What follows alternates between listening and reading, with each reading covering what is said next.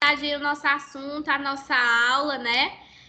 Agora, meus amores, nós vamos sair aí um pouquinho do foco do dreno, certo? E vamos agora para os tipos de sonda, certo? Agora a gente vai entender aí como é que nós, da enfermagem, vamos manipular essas sondas.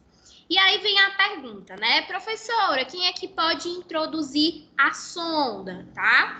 A sonda, gente, quem introduz é o enfermeiro ou o médico, tá? E aí, vocês técnicos de enfermagem, né, assim que se formar, vão fazer todo o processo de infundir a sonda do paciente, certo? Vocês vão também fazer a fixação, vão fazer ali a limpeza dessa sonda. Então, por isso que você tem que entender direitinho qual o uso, qual é a finalidade realmente dessa sonda, tá bom? Então, vocês vão ver que tem alguns tipos.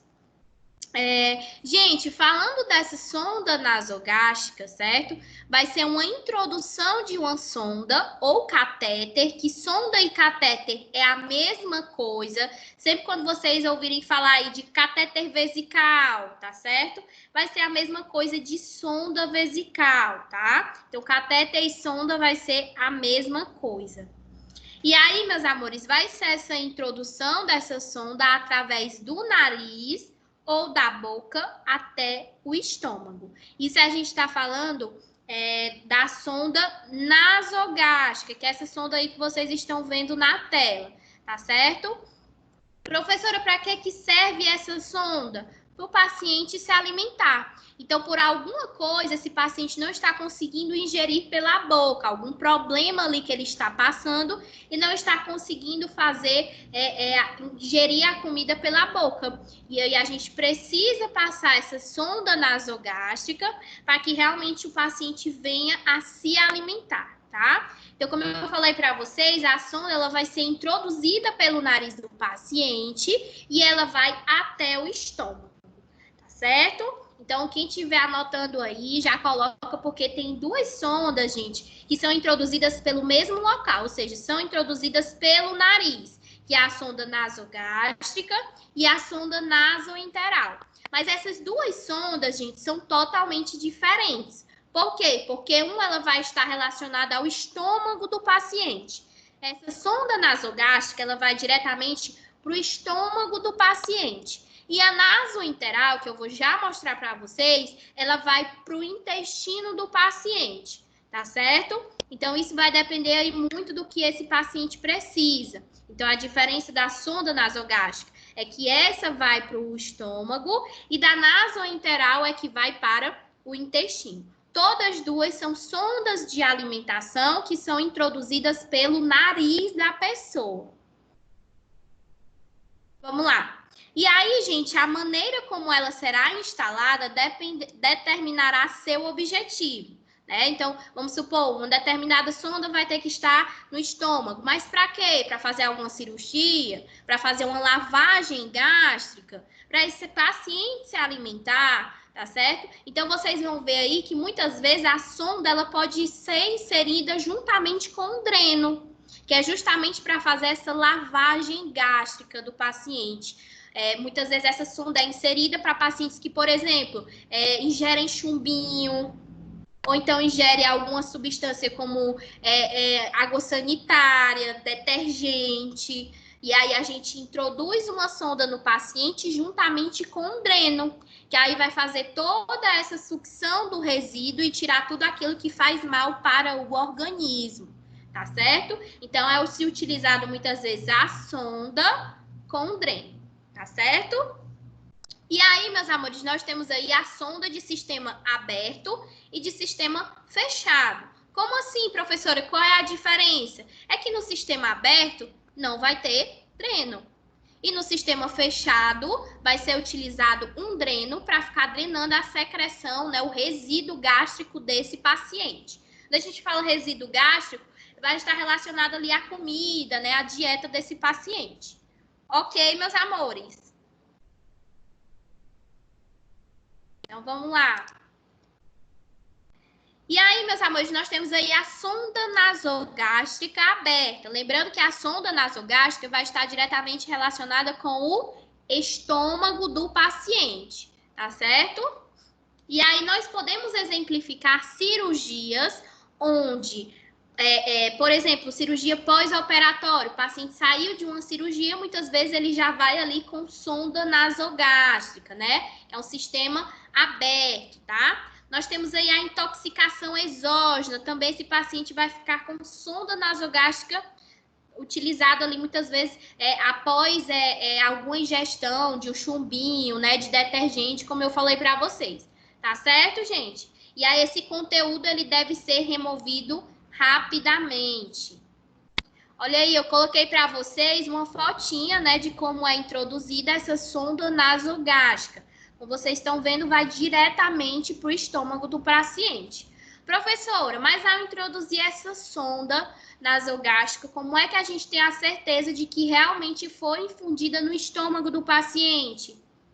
Quando a gente introduz, né, essa sonda no paciente e a gente suga com a seringa de 20 ml o resíduo, tá certo? Quando vem o resíduo, né, que é mais ou menos como se fosse um líquido amarelo, né, que já vai estar diretamente no estômago. E aí, quando a gente suga, vem esse líquido. Ou seja, significa que essa sonda vai estar direcionada no estômago, que ela foi colocada realmente no estômago. Quando a gente aspira a seringa, né, ali na entrada do nariz do paciente, na sonda do paciente, a gente aspira e já vem esse resíduo.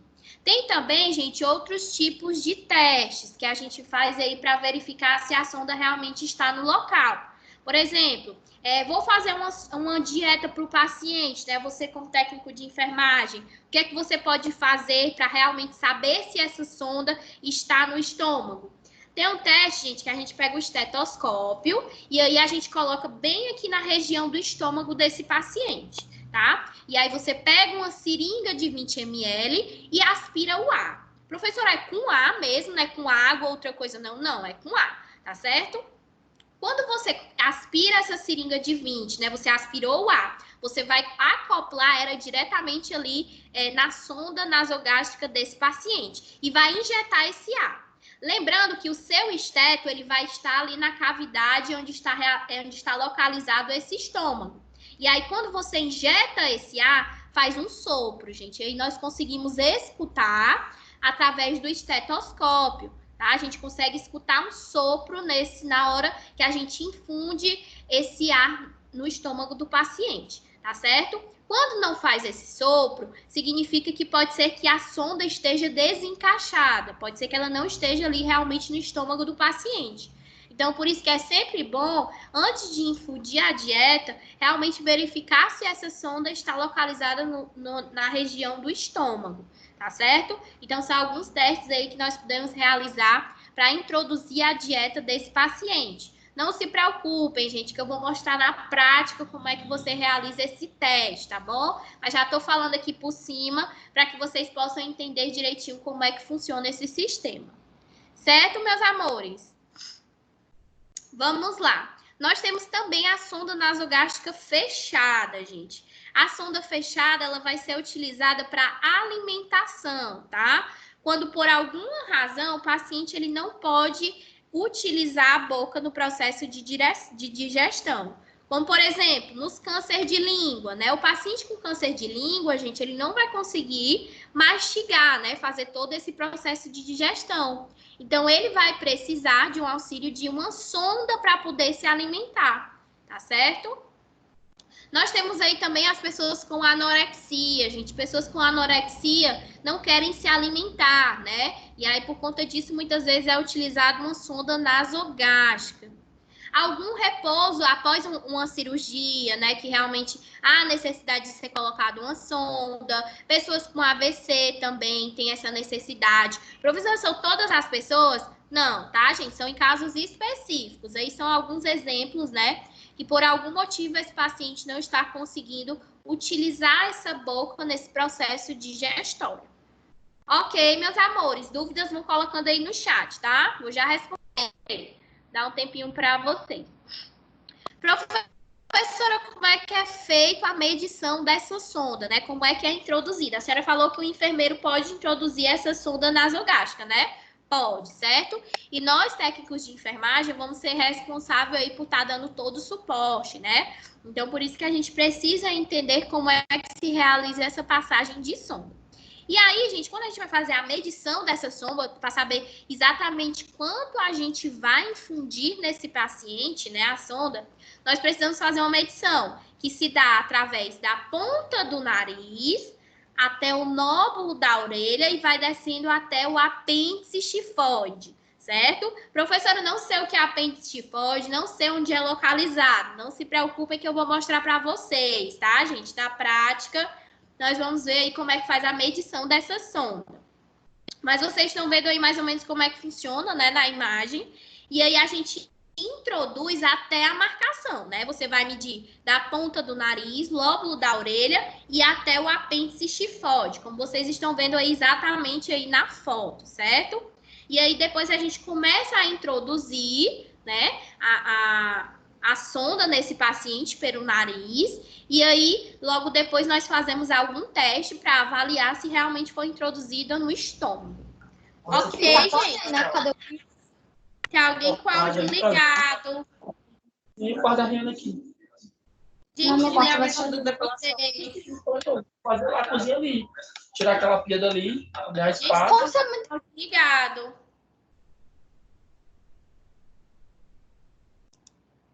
Show, vamos lá.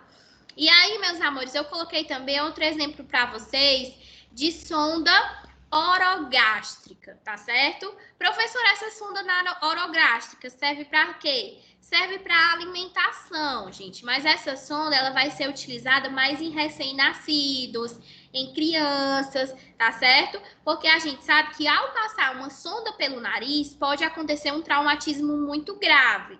E aí, por conta disso, em bebês, né, em recém-nascidos, a gente utiliza muitas vezes a sonda orogástrica, que é a mesma sonda de alimentação, só que a única diferença é que vai ser introduzida pela boca. Como vocês estão vendo aí na imagem, né, o bebê fica com essa sonda na boca. Professora, vamos lá. Caso esse paciente tenha algum tipo de obstrução na narina, né? Sei lá, tem algum tumor na narina, tenha câncer no nariz, e aí? O que é que ele pode fazer para se alimentar? Então, a gente pode estar fazendo também essa sonda orogástrica, tá? Não é tão indicada para adulto, realmente a mais indicada é a nasogástrica e nasointeral, mas em caso de emergência, pode estar realizando essa sonda orogástrica. Ok, meus amores. Vamos lá.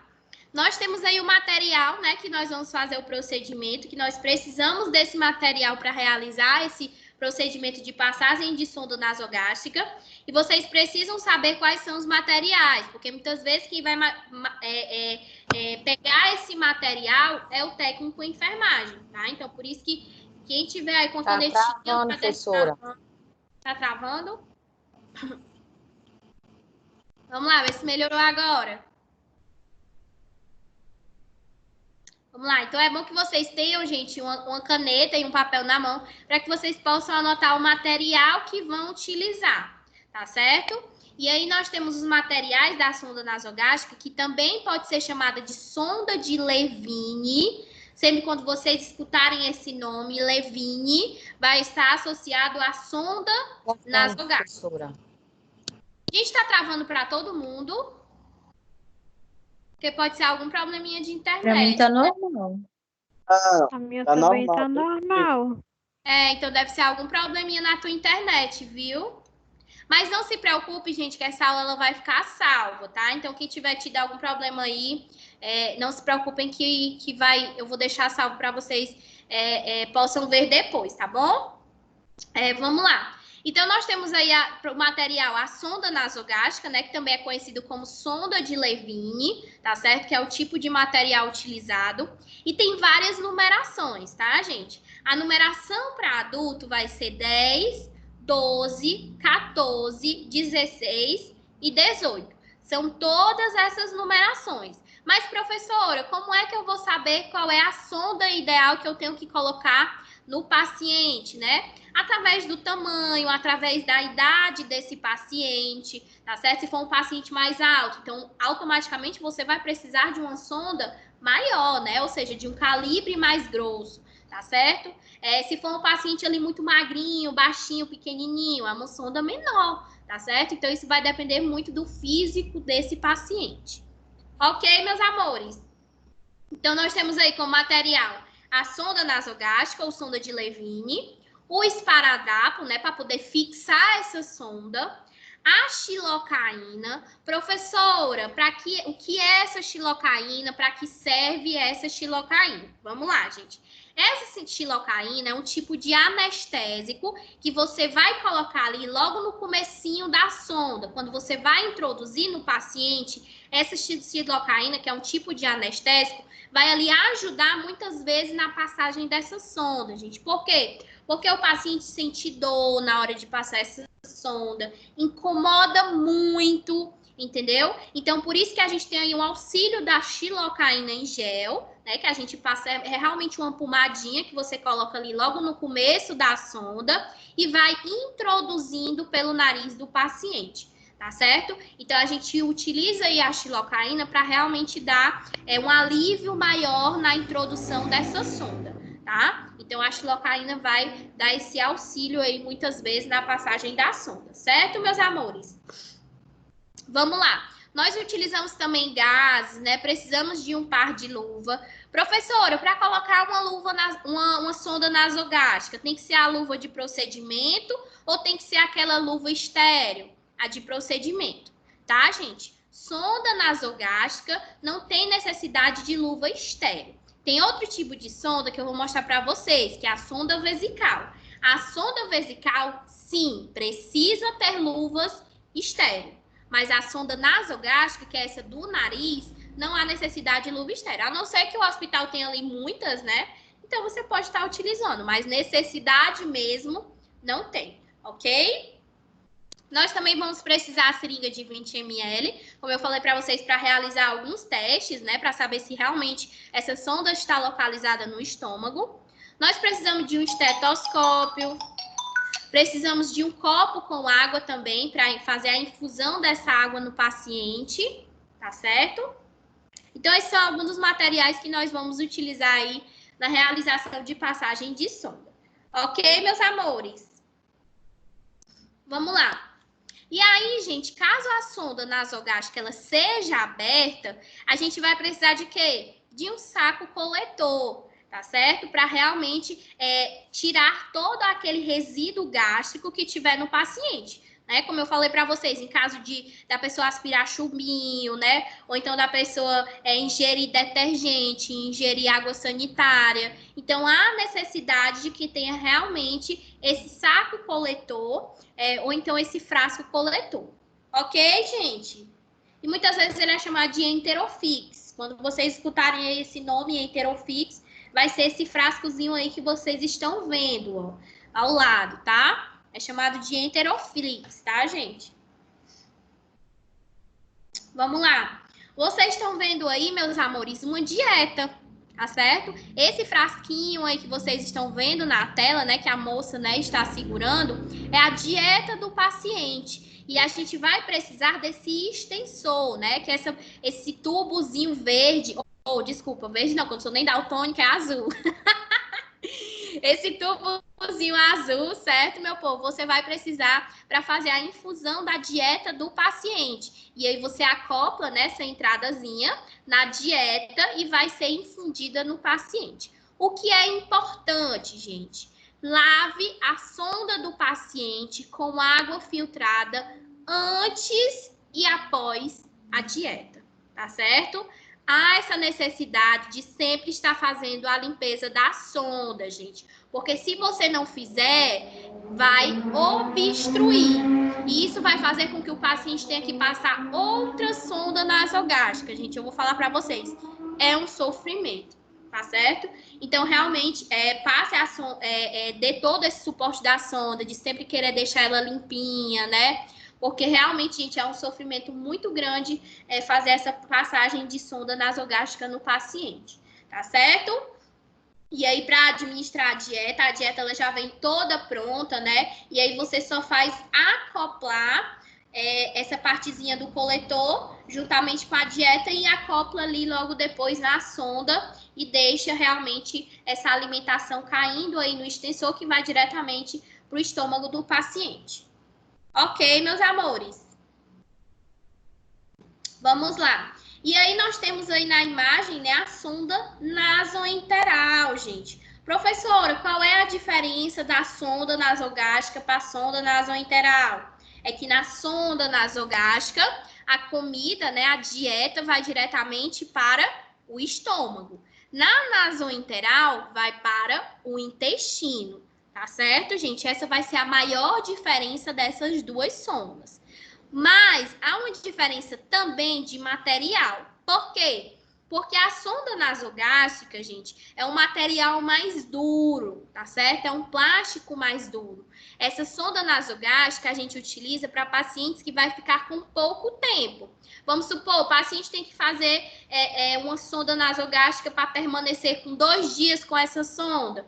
Então, eu posso estar utilizando uma sonda nasogástrica de boa, tá certo? Mas caso esse paciente vá precisar permanecer por mais de uma semana, é bom que esse paciente utilize uma sonda nasoenteral, tá certo? E essa sonda ela vai estar diretamente no intestino do paciente. Professor, eu tô vendo que tem uma partezinha que parece... como é que se fala, meu Deus do céu? Um alumínio, né? Parece um alumínio aí nessa partezinha da sonda. O que é isso? Vamos lá. Vocês estão vendo que logo aí no comecinho, gente, tem uma partezinha de alumínio, né? O que é que acontece? Essa partezinha a gente chama de fio guia, tá certo? Quando a gente vai introduzir essa sonda no paciente, né? O enfermeiro ou o médico introduz... Oi? Tá travando a aula de novo, professora. Gente, tá travando para todo mundo? O meu tá perfeito. Gente, Tá, eu acho... não, aqui tá normal. Tá perfeito. Eu acho que é a internet, tá? No Não, meu acho... também tá travando. Gente, eu acho que é a internet de vocês, porque aqui minha internet tá dizendo que tá bem direitinha, não tá caindo nada, não. Então pode ser algum Também problema tá de ótimo. internet, tá certo? Nossa, Mas como eu de falei, pobre, a aula professora. vai... Hã? Meu amor, mas como eu falei, a aula vai ficar salva, tá certo? Então não se preocupe, que logo depois você vai poder assistir a aula todinha. Eu tô gravando a aula e depois vai ficar disponível para vocês, tá certo? Então, assim, vamos supor que a sua internet tá ruim naquele exato momento da aula. Então você pode ver a aula aí outro dia, tá certo? Combinado? Então vamos lá, gente. Nós temos aí o fio guia, certo? Que é essa partezinha aí de alumínio, como vocês estão vendo, que vai ser introduzido logo quando a gente coloca a sonda. Fica dentro mesmo da sonda. Só que, quando a gente introduz essa sonda nasoenteral, o paciente ele vai ter que passar por um processo de raio-x, certo? Ele vai realizar o raio-x para saber se realmente aquela sonda foi injetada no intestino, tá certo? Se ela está localizada no intestino. Professora, se ela não estiver localizada no intestino, e aí que o paciente vai ter que passar uma nova sonda, porque ela tem que ficar localizada no intestino. Então, para isso, o paciente realiza um raio-x, tá certo? E aí vai aparecer no raio-x toda essa partezinha aí de alumínio que vocês estão vendo, tá? Vamos lá, gente. Então, assim, a sonda nasoenteral, né, ela é passada da narina até o intestino, como eu falei para vocês. É diferente da sonda nasogástrica, né, porque ela tem um calibre mais fino. Ela vai ser maleável, né, porque o paciente vai passar por mais tempo com essa sonda, tá certo? E aí, por conta disso, por ela ter esse material melhor, causa menos trauma no esôfago do paciente do que a sonda nasogástrica. Como eu falei para vocês, a sonda nasogástrica, ela tem um material mais grosso, né, mais resistente. E aí, por conta disso, acaba ali gerando um trauma no esôfago do paciente, tá certo? Só que o custo dessa sonda nasoenteral é muito caro, gente. Então, por conta disso, nem todos os pacientes podem estar colocando essa sonda nasoenteral. É realmente se o paciente for ter que ficar por muito tempo com essa sonda. Aí a gente coloca a nasoenteral. Se não, é se colocado a nasogástrica. Ok, gente? Vamos lá. Logo após a passagem da sonda nasointeral, deve ser colocado o paciente em decúbito lateral, certo, gente? Essa é a posição que o paciente tem que ficar após essa passagem da sonda. Por quê, professora? Porque essa posição, gente, vai facilitar o peristaltismo gástrico, ou seja, esse peristaltismo gástrico, gente, é quando tem uma enzima responsável por empurrar os alimentos, certo? Que a gente chama de peristaltismo gástrico, ou então peristalse gástrica, é a mesma coisa, tá? E aí, gente, esse líquido, né, essa enzima vai ser responsável por enviar todo esse conteúdo e aí facilita na hora de absorção dos alimentos, tá certo? Então, logo quando acontece isso, o paciente ele precisa ficar em decúbito lateral direito. Ok, meus amores? Vamos lá. E aí eu coloquei para vocês alguns cuidados de enfermagem, né, que nós temos que ter aí com essas sondas, né, com a manipulação dessas sondas. Então, vamos lá. Primeiramente, nós precisamos verificar a tolerância da dieta ou medicamento a ser administrado. Como assim, professora? Gente, vai ter alguns tipos de medicamento que nós vamos precisar fazer pela sonda do paciente, tá certo? E quando a gente for fazer esses medicamentos, a gente vai ter que bater, ou seja, triturar esse comprimido, tá certo? E aí a gente tritura, normalmente tem até um pilão, tá, gente? Nos postos de enfermagem, tem um pilãozinho para você bater essa medicação para ser passada ali na sonda do paciente, tá certo? E aí tem que triturar realmente para que não venha obstruir a sonda desse paciente, ok? Nós precisamos auscultar a posição da sonda antes de administrar a dieta, né? Que foi até aquele testezinho que eu falei para vocês, que a gente vai colocar o estetoscópio, né? Vai colocar ali uma seringa de 20 ml e nós iremos auscultar um sopro, tá certo? Quando a gente injeta aquele ar e está ali localizado o estetoscópio diretamente no estômago, a gente ausculta um sopro, um tipo de sopro, tá bom? E aí nós precisamos lavar com água filtrada nessa sonda após administrar qualquer tipo de dieta e medicamento. Não só dieta, quando for fazer medicamento também precisa lavar com água filtrada.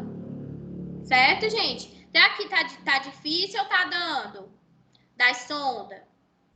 Pronto. Eu falei para vocês de sonda nasogástrica e sonda nasointeral. São dois tipos de sonda de alimentação, ok? Agora, meus amores, nós vamos falar da sonda vesical, tá certo? Professora, a senhora já vai sair, então, daquelas sondas de alimentação? Sim. Agora nós vamos falar da sonda que vai fazer com que o paciente faça xixi, tá certo? Diferente da sonda nasogástrica e da nasointeral, essa sonda é utilizada para o paciente fazer xixi, ou seja, diurese, ok? Diurese, xixi, a mesma coisa, tá bom, meus amores?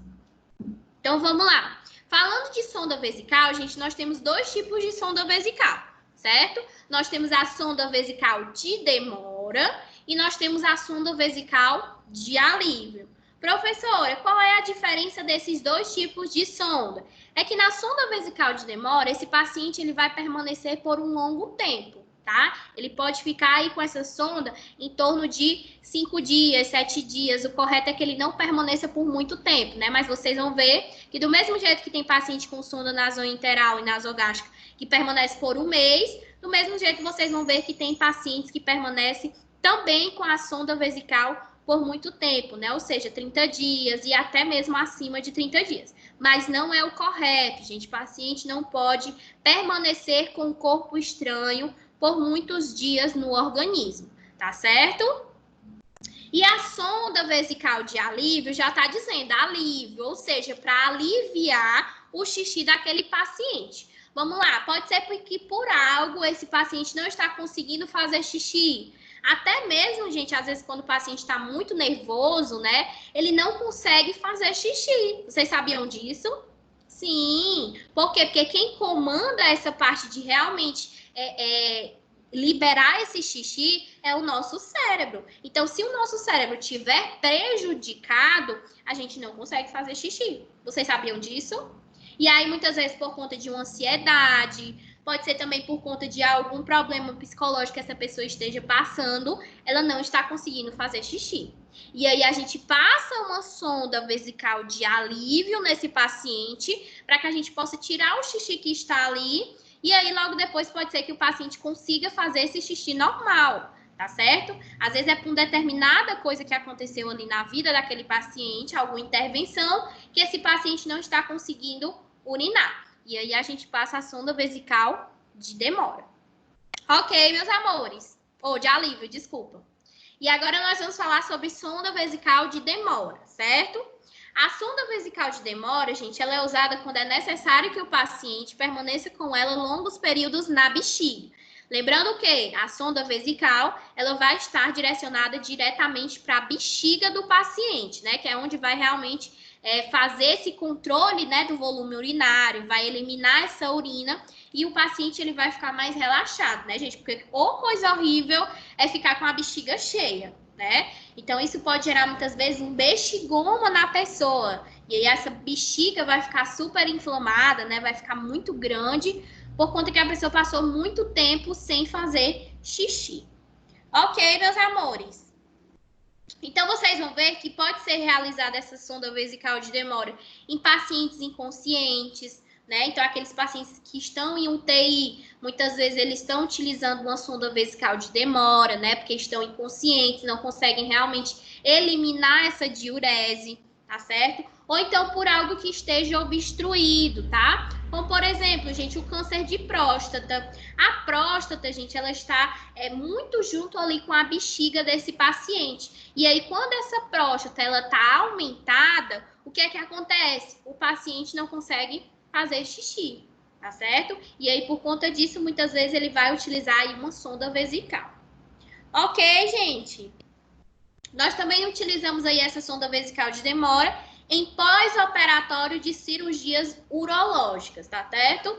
Ou seja, todo esse sistema que envolve aí a bexiga, né, da pessoa, qualquer tipo de cirurgia pode ser indicação de sonda vesical de demora.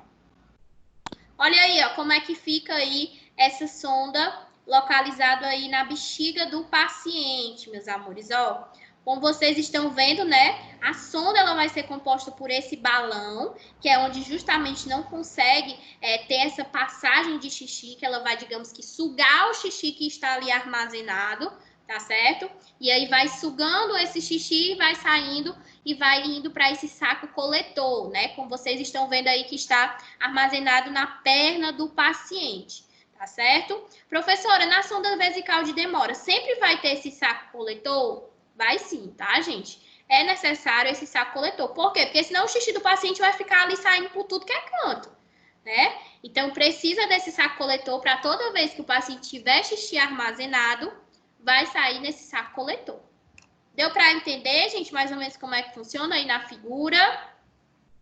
Dúvidas vocês vão colocando aí no chat, tá? Que eu vou já responder para vocês. Olha aí, ó, coloquei também outra foto aí da nossa sonda vesical de demora, tá certo?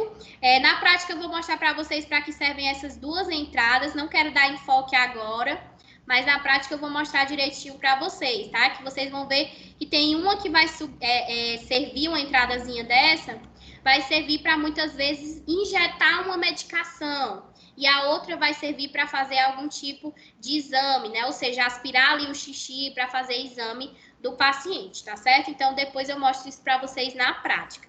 Ok, meus amores? Vamos lá. Coloquei aí alguns materiais que nós podemos utilizar para fazer essa passagem de sonda vesical de demora, certo? Professora, eu preciso saber quais são essas sondas? Sim, tá, gente? Quais são todos os tipos de material que você vai utilizar? Porque, como eu falei, o técnico de enfermagem é que muitas vezes vai preparar esse material, certo? Então, nós vamos precisar de uma bandeja, de um biombo, né? Para dar privacidade àquele paciente, já que eu vou estar ali expondo os órgãos dele, gente, isso é bastante constrangedor, né? Então, há realmente essa necessidade que tenha ali um biombo para que preserve esse paciente, né? Para que ele não fique ali com vergonha muitas vezes, tá bom? E aí nós precisamos de um material para a higiene, né? Ou seja, nós vamos utilizar aí o PVPI tópico, que é um tipo de substância que a gente faz toda a limpeza na região, né, da vagina, ou então muitas vezes ali nessa região aí do pênis do paciente, tá certo? E aí a gente utiliza o PVPI tópico, tá? Nós precisamos também do material de cateterismo, ou seja, tem um material, gente, que ele já vem todo preparado, certo? Ele vem ali da central de material de esterilização, é um material totalmente estéril. E aí vem algumas pinças, né? Vem a luva estéril, vem um campo fenestrado. Professor, o que é esse campo fenestrado? Não sei se vocês já viram, gente, mas toda vez que um médico ele vai realizar uma cirurgia no paciente, ele pega como se fosse um pano e coloca ali na região onde vai realizar a cirurgia. Vocês já viram? Esse pano que se coloca, gente, é chamado de campo fenestrado, tá certo? E aí a gente coloca esse campo fenestrado no paciente para realizar uma técnica totalmente asséptica. E aí não corre de contaminar o órgão desse paciente. Aí pode ser que gere muitas vezes uma infecção muito grave, gente. Se houver contaminação de qualquer coisa, pode gerar uma infecção muito grave nesse paciente, tá certo? Então, nós vamos ter aí o material de cateterismo vesical, né? Como eu falei para vocês, algumas pinças, né? As gases, o campo fenestrado. Vamos utilizar luva estéril, diferente da sonda nasogástrica e na sonda nasointeral, que eu disse para vocês que não tinha necessidade de uma luva estéril. Já na sonda vesical só pode ser realizada se tiver luva estéril. Se não tiver luva estéril, não pode realizar a passagem na sonda do paciente. Certo, gente? Essa sonda vesical de demora, gente, ela também pode ser chamada de sonda de Foley. Tá certo? Vocês vão ver aí que algumas pessoas vão utilizar esse termo, sonda de Foley. Então, vocês já sabem que a sonda de Foley é uma sonda vesical de demora. Ok? Então, nós vamos ter aí também as numerações, que as numerações vêm 16, 18 ou 20, tá certo? E vai depender também da estrutura desse paciente, né? Se for um adolescente, se for um adulto, se for um idoso, então tudo isso vai depender. Tá certo, gente? Vamos lá, dentro do material, como eu falei para vocês, nós temos aí o PVPI tópico, né? Vamos precisar de algumas compressas de gases estéreo. Vamos precisar da lidocaína. Professora, a senhora falou da xilocaína e da lidocaína. Meu Deus, agora deu um nó na minha cabeça, né? A mesma coisa, não? Os nomes são tão parecidos. Não, tá, gente? Como eu falei para vocês, a xilocaína, ela vai conter um anestésico, tá certo? E a lidocaína é como se fosse um tipo de lubrificante, que vai ali te ajudar e te auxiliar na hora de deslizar essa sonda na uretra do paciente. Porque essa sonda ela vai ser colocada diretamente na uretra do paciente, tá? E aí, o que é que acontece? Quando a gente utiliza essa lidocaína, né, que é como se fosse um gel realmente, essa lidocaína ela vai deslizando na uretra do paciente e aí facilita muito na hora de inserir essa sonda. Certo, gente? Então, nós vamos utilizar a lidocaína. Xilocaína a gente utiliza na passagem da sonda do nariz, né? Ou seja, a nasogástrica ou a nasointeral. Tá certo? Isso. E aí, nós precisamos da agulha 40 por 12, certo? O coletor de urina de sistema fechado, né? Dependendo do tipo da pessoa, se vai ser sistema fechado ou sistema aberto, tá certo? A seringa de 10 ou 20 ml, são alguns dos materiais que nós precisamos utilizar. A água destilada, ou seja, uma ampola, tá certo? O adesivo, né, que a gente utiliza muitas vezes o micropore para fixar essa sonda no paciente. E o saco plástico para resíduos, né? Como eu falei para vocês, tem que haver esse saco coletor, porque senão o xixi do paciente vai para tudo que é canto, né? Então, esse saco coletor, esse saco plástico que a gente utiliza, é para que realmente venha sair o xixi. Olha aí, ó, coloquei aí a imagem para vocês de como funciona aí a sonda vesical de demora, tá certo, gente? Ó, essa partezinha amarela vai ser a sonda em si, e essa outra parte de plástico é o saco coletor, tá certo? E aí a urina vai ficar armazenada aí nesse saco. Professora, como é que faz a limpeza, né?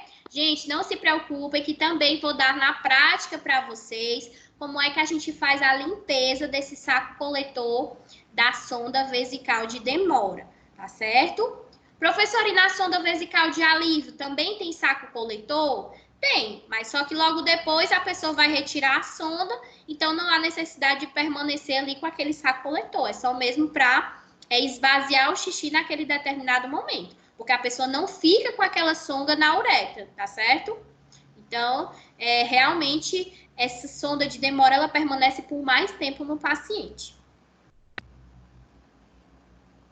E agora, meus amores, coloquei para vocês a sonda vesical de alívio, tá certo? Essa sonda vesical de alívio, como eu falei para vocês, já é mais fácil, né? Vai ser para aliviar aquele xixi que está ali armazenado no paciente. Professora, mas é a mesma técnica que faz da sonda vesical de demora e da sonda vesical de alívio?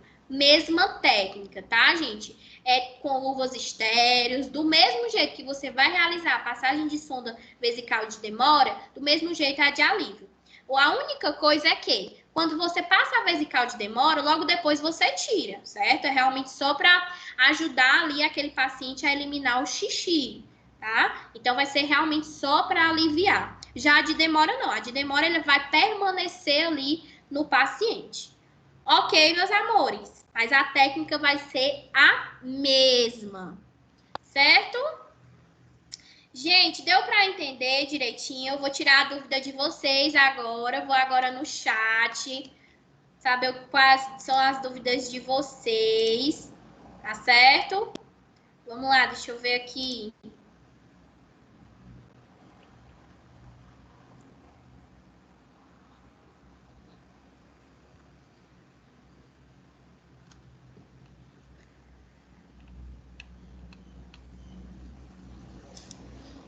Vamos lá, a Larissa falou, minha avó está com a sonda nasogástrica. Ela vai ter alta segunda, porém vem para casa com a sonda. Ela usa para poder se alimentar. Que cuidado maior eu devo ter em casa para que a sonda não saia? Ou eu devo fazer se a sonda sair? Vamos lá, Larissa. Já que a sua avó está com a sonda, como eu falei, os cuidados vai ser voltado muito para a limpeza, né? Então, você vai ter que manter esses cuidados direcionado aí a limpeza da sonda, como eu falei, antes de ingerir qualquer tipo de alimento e depois, tá? Importante que essa água, gente, seja uma água filtrada, né? Ou pode ser aquela água adicionada de sais, ou então pode ser aquela água mineral, tá certo? Porque vai diretamente para o estômago do paciente, né? Então, se vai para o estômago do paciente, a gente precisa ter um cuidado maior, porque não vai passar por todo o processo digestivo, certo? E aí, o cuidado maior que você deve ter é referente à limpeza. Em relação a essa sonda sair do lugar, vai depender muito da sua avó. Se a sua avó for uma pessoa muito ativa, né, que gosta de estar puxando a sonda, se você observar que ela quer puxar a sonda, vai ser um problema. Por quê? Porque se ela puxar, você não vai poder introduzir novamente, tá certo? Porque pode ser que quando você introduza, vá para outra região, certo? Então, não é indicado introduzir novamente essa sonda. E aí você vai ter que levar ela para o hospital para realmente fazer a colocação dessa sonda novamente, tá? Vamos lá. A Raquel, no caso dos testes para verificar se a sonda está no local correto, o técnico tem competência para isso ou só o enfermeiro? Gente, esses testes que é feito, vai ser feito na hora, certo? Então, o enfermeiro ou o médico, ele vai realizar esse teste. Só que, como eu falei para vocês, quando a gente vai introduzir uma dieta no paciente, você, técnico de enfermagem, tem que fazer o teste, tá certo? Vocês vão ver aí que muitos profissionais da saúde não faz, tá? Já vai logo diretamente ali com a dieta e administra no paciente. Mas é bom, gente, que sempre faça esse teste, porque aí você tem a certeza de que essa sonda está realmente no estômago do paciente, tá certo? Então, é bom que faça esse teste. E o técnico de enfermagem, ele pode sim fazer. Ok? Show. Vamos lá. Raquel, de novo. Se no caso não der para colocar a sonda naso ou enteral. O que fazer? Aí o paciente vai ter que passar por um processo cirúrgico e aí ele vai precisar fazer uma sonda, né, que é um furinho aqui na barriga, não sei se vocês já viram, que é a gastrostomia, tá certo? Que é um tipo de procedimento cirúrgico, não é colocado pelo nariz, é um tipo de procedimento cirúrgico que é chamado de gastrostomia, que aí a gente vai fazer uma cirurgia, uma pequena cirurgia nesse paciente e vai introduzir uma sonda. Tá certo? E aí só pode ser realizada pelo médico. Vamos lá, Rebeca. Minha mãe usa mais GTT. Isso, ó, tá aí, ó, gastrostomia, ó, GTT, tá? Ela é baixa e magra. Ela usa o calibre grosso de 24. Não, tá? É porque assim, a gente vai depender muito também do tamanho do estômago desse paciente, né? Porque sua mãe é baixinha, magrinha, que ela vai ter uma sonda de calibre menor, tá certo? Então, isso vai depender muito também do estômago do paciente. Então, assim, é uma análise bem grande que faz, tá certo? Vamos lá, o Ronald. Pensei que a xilocaína fosse administrada na seringa direto no nariz e esperar um pouco para ser passada a sonda, pois se aplicar direto na sonda, só irá lubrificar mesmo. Não sei se está correto. Não, a gente passa na sonda, tá certo? Eu aprendi assim, não sei se alguém ensinou uma técnica diferente para vocês, mas eu, no meu período de faculdade, a gente nunca via essa parte de você estar passando ali na seringa, não, tá? A gente geralmente passa na sonda, e aí a gente coloca no comecinho da sonda e depois injeta no paciente, tá certo? Professora, Oi. é igual a endoscopia que eu vi o médico fazer. Ele pega a pomada, tira aquela primeira parte, né, que é contaminada, pode-se dizer, e coloca em cima da sonda e sem passar no paciente. Ele vai aplicando, introduzindo bem devagar para fazer o efeito. Exatamente, perfeito. Bem devagarzinho, exatamente. Não é rápido, não, tem que ir bem devagarzinho. E aí você vai pedindo para o paciente engolindo. Quando você vai pedindo para o paciente engolindo, vai ajudando bastante. Pode falar, Ronald. Porque foi outros professores que falaram, entendeu? Que era botar da xilocaína direta. Entendi. Aí depois que fizesse o efeito, passava a sonda. Entendi. Mas aí eu acredito assim, gente, vocês vão ver aí que cada professor vai ter uma maneira de ensinar, né? Não é dizendo que essa maneira está errada, né? Até porque eu não sei realmente se essa maneira está errada. Eu aprendi desta forma, que você coloca ali diretamente na sonda, né? Como até a Raquel falou, você vai desprezar esse primeiro jato, né, da xilocaína, e logo depois você vai colocar na sonda, tá certo? Então, assim, eu não sei realmente se esse outro método, né, que esse outro professor utilizou. Então, eu não sei te dizer se realmente é correto. Mas eu estou ensinando para vocês da forma que eu aprendi, e como eu vejo também que a maioria dos profissionais fazem, tá certo? Então, se tem outra técnica, né, pode ser que não seja errado, tá, gente? Não estou dizendo para vocês que está errado, é porque eu realmente estou ensinando da forma que eu aprendi, e como eu vejo também os outros profissionais fazendo, tá? Vamos lá, Raquel. No caso da sonda aberta, tem a função de retirar excreções ou algo ingerido que está fazendo mal ao paciente? Exatamente, tá, Raquel? Vai tirar toda essa secreção. No caso da alimentação, deve ser administrada em bomba ou pelo equipo diretamente no paciente? Depende, tá certo? Tanto vai ter paciente que pode ser administrado ali diretamente na sonda, como vai precisar também de um equipo. Isso vai depender muito do paciente, tá certo? Então, às vezes, a gente utiliza muito essa bomba, né, de infusão para estar ali dando uma quantidade específica para cada horário. Professora. Oi, meu amor, diga. Pronto, em relação a essa administração da alimentação, que nós técnicos temos competência para isso, é nós que fazemos, pegamos ela toda feita para administrar.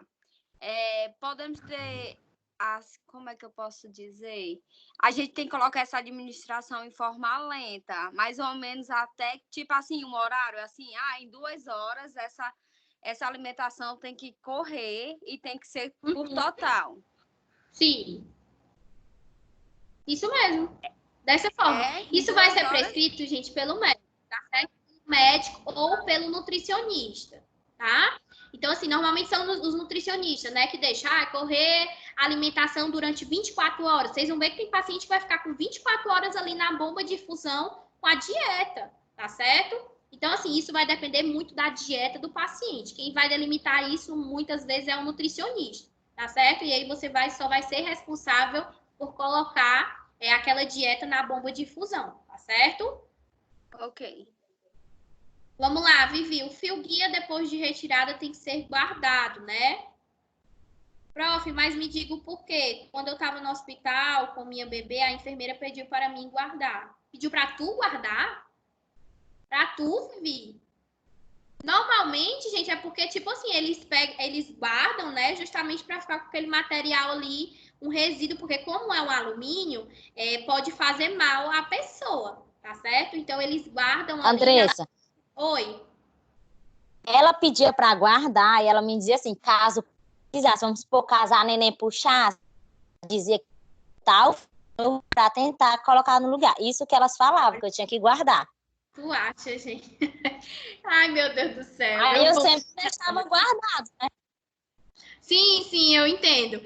Gente, assim, é a realidade, né? Não é correto fazer isso, porque não vai estar mais estéril. Aquele material não está mais estéril, né? Então, assim, há um risco muito grande aí nesse paciente de você recolocar esse fio guia novamente. Então, realmente E não já é uma... aconteceu isso, viu, Andressa? A neném puxou, a sonda ficou a metade para fora. Aí eu chamei a enfermeira, ela veio, botou o fio guia, botou a sonda no lugar. Aí ela fez o testezinho, né, para ver se estava no lugar. Mas pronto, ela disse que estava ótimo. Mas não fez raio-x, não? Não. Gente, pelo amor de Deus. Gente, Isso tem que dar sonda ainda divulgou. Deixa eu falar aqui para vocês. Na sonda nasointeral tem que ter a confirmação do raio-x. Se não tiver, não tem como você ter a certeza de que realmente foi introduzida no intestino. Tem que ter a confirmação. Tá, A sorte foi que não fez nenhum mal. Não fez nenhum mal para ela. Mas tem que ter a confirmação pelo raio-x, tá? Todo tipo de sonda nasoenteral, nasogástrica não. Nasogástrica não tem necessidade de fazer raio-x. Mas a nasoenteral a gente tem que fazer, tá certo? Ela foi esperta, porque ela não quis ter trabalho, viu? Foi isso que aconteceu. Vamos lá. O paciente tem que estar sempre em decúbito lateral direito, tipo, nunca em decúbito lateral esquerdo. Meu amor, isso aí é só no período que é introduzido. Assim que o paciente introduz a sonda, é bom que ele fique em decúbito lateral direito. Mas logo depois, passou um tempo, vamos supor, passou 2 horas, né? O paciente já foi confirmado, já tá tudo certinho de que aquela sonda tá no local correto. Ele pode ficar em qualquer posição. Qualquer posição que ele achar melhor, ele pode ficar. Tá certo? Eu só preciso que esse paciente permaneça ali durante as primeiras horas, 1 hora, 2 horas no máximo, tá certo? E aí logo depois ele pode ficar na posição que ele achar melhor, tá, Jaqueline? Andressa. Oi. Mas isso é uma questão que leva em consideração os lados anatômicos do órgão, assim, específico, para ficar desse lado. Pronto. Exatamente. Os órgãos, né? Porque ali, como eu falei para vocês, vai ter esses movimentos peristálticos, né? E aí, desse lado de direito que você fica ali, decúbito lateral direito, o que é que acontece? Esses movimentos, eles fluem de forma melhor. E aí, o paciente pode ser que ele não vomite, né? Do que quando ele está se rebolando muito, né? Se mexendo muito. Pode ser que venha gerar vômito desse paciente por conta da posição que ele estiver. Então, por isso que logo nos primeiros momentos, é bom que esse paciente ele fique em decúbito lateral direito, tá? Vivi tá perguntando, como os remédios controlados, professora? Fenobarbital, que sabida, mamãe! São pela sonda, caso o paciente esteja com sonda. Sim, tá, Vivi? Todas essas medicações em comprimidos que o paciente precisa tomar vai ser pela sonda. A gente vai pegar, triturar, né? Como eu falei para vocês, muitas vezes tem até um pilão no posto de enfermagem, tem, viu, minha gente? E aí você vai triturar esse comprimido e até dar ali pela sonda do paciente, tá? Vamos lá, Raquel. No caso de sonda vesical, já presenciei no estágio uma paciente que estava com a sonda mal colocada, sendo que presenciou o vazamento na fralda e a bolsa não continha urina. Então, a professora precisou trocar, com certeza, gente. Tem que haver aí a troca dessa sonda, tá certo? Não pode, se está saindo na fralda, então alguma coisa está errada, né? Tem que sair realmente pela sonda. Vamos lá, Raquel, de novo. Como retirar essa sonda de demora? Já que tem essa insuflação para prender a sonda. Você precisa pegar uma seringa de 20 ml e você vai aspirar essa partezinha que vai ficar um ar dentro desse balão. E aí, quando você for retirar a sonda, você tem que desinsuflar esse balão, ou seja, você vai secar, tá certo? A gente pega uma seringazinha e insufla, né? Que é para realmente sugar esse ar, tá certo? Aí isso a gente faz na retirada da sonda. A Elis, professora, qual é a sonda que as mulheres usam depois que faz um parto cesárea? Do meu primeiro filho colocaram, já o segundo não. É a sonda vesical de alívio ou de demora. Isso vai depender muito do paciente, tá certo? Não necessariamente uma mulher que passou pela cesárea vai ter que colocar a sonda, tá? Isso, como até você falou, do primeiro precisou, mas do segundo não. Então, não é toda cesariana que vai precisar passar uma sonda. É se por por exemplo, a questão da anestesia, ela pode dar essa vontade do xixi ficar preso dentro de você, né? E aí você não consegue colocar esse xixi para fora de jeito nenhum, por conta da anestesia. E aí há a necessidade de realmente ser passada uma sonda vesical de alívio, ou dependendo da mulher, né? Se ela passou ali muito tempo sem fazer xixi, vai ter que passar uma de demora, tá certo? Jaqueline, professor, o médico é que diz qual o número da sonda? Exatamente, tá, Jaqueline? O número da sonda vai ser determinado pelo médico ou enfermeiro. A Valdiana, professora, não vai ferir por mais que não esteja com lidocaína? Pode ferir, pode traumatizar sim, tá, gente? Mesmo com a xilocaína, que ajuda bastante, mesmo assim ainda pode chegar a ferir, tá certo? Lidocaína, perdão. Xilocaína a gente utiliza na passagem de sonda nasogástrica, tá? Então, pode chegar a traumatizar ali aquela uretra do paciente do mesmo jeito. Só que, digamos que ajuda mais, né? A deslizar ali aquela sonda. Certo?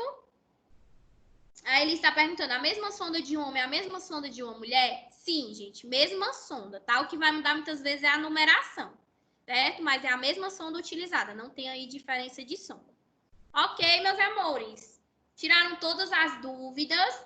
Gente, foi difícil essa aula, deu para absorver todo o conteúdo. Vocês entenderam direitinho. Vocês que é um pouco mais complicado, né, do que aí nas outras aulas. Realmente exigia essa atenção de vocês, mas deu para entender direitinho, conseguiram absorver o conteúdo. Realmente é um pouco mais complicado, né? A Andressa está dizendo que adorou. Obrigada, meu amor, fico feliz. Prestou atenção, né? Tô de olho, viu, Andressa? Eu achei muito difícil.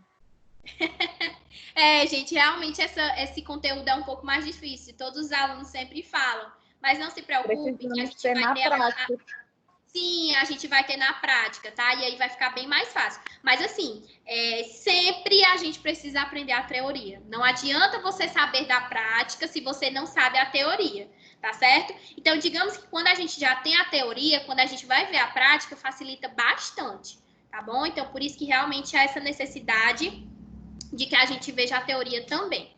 Tá bom, meus amores? Ei, professora. Diga, meu amor, fale. E também até nessa parte, tipo, você está lá, tem toda a prática, tem toda a competência assim na prática. Aí, por exemplo, vem uma pessoa te testar, que isso acontece bastante. Isso aqui é para quê? A pessoa não vai saber explicar, por isso da teoria está combinada com prática. Isso, exatamente. Sabe o processo de passar a sonda, de fazer a limpeza bem direitinho, mas se perguntar uma coisa, se treme todinha, né? Porque não sabe responder. Acontece mesmo, por isso que é importante, gente. A gente sempre está associando a teoria com a prática, tá certo? Ok, meus amores. Mais alguém quer alguma pergunta? Gostaram mesmo, de verdade? Ronald, muito top. Socorro, meu amor, top. Jaqueline, eu adorei, mas nada como a prática, né? Sim, mas tem que saber a teoria também, viu, Jaqueline? Luara, top, show. Teoria e prática é importante, mas eu prefiro a prática. Gente, todo mundo que é técnico de enfermagem prefere a prática. Todo mundo prefere a prática, né? Inclusive eu, tá? Mas realmente tem essa necessidade de saber da teoria. Tá certo, meus amores? Então, ó, vou me despedindo aqui de vocês. Espero que vocês tenham realmente gostado da aula, tenham tirado todas as dúvidas, tá certo?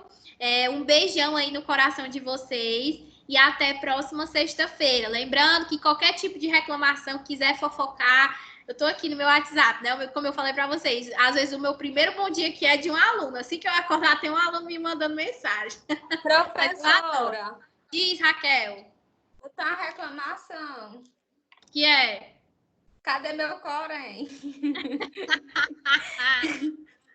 Mulher, vai dar certo. Vai dar certo. Tá perto de acabar esse corona. Vai dar gente. Viu, meus amores? Ó, então, um beijão pra vocês. Boa noite aí pra todo mundo, tá? Tchau, gente. Até a próxima sexta-feira. Tchau.